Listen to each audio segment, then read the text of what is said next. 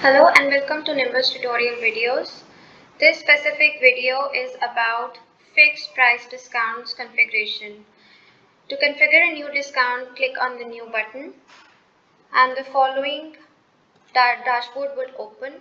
Here we can give our discount a name and then we are going to select the date range in which our discount will be applicable.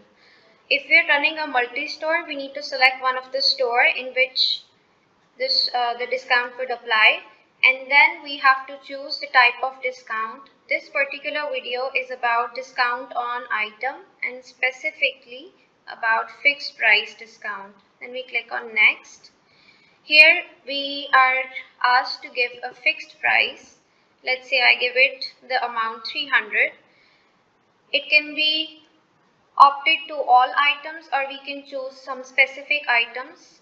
Here we go to item selection and in the departments I select the general department and move next. Here I want to alter my list to delete some of the entries. Here is my final list of the fixed price items and then I click on save. When I want to see the practical implementation of this discount, I click on the item that was included in our fixed price item list. We can see here that since I have given the fixed price to be 300, the system has already deduced a specific amount so that our net amount is equal to our fixed amount.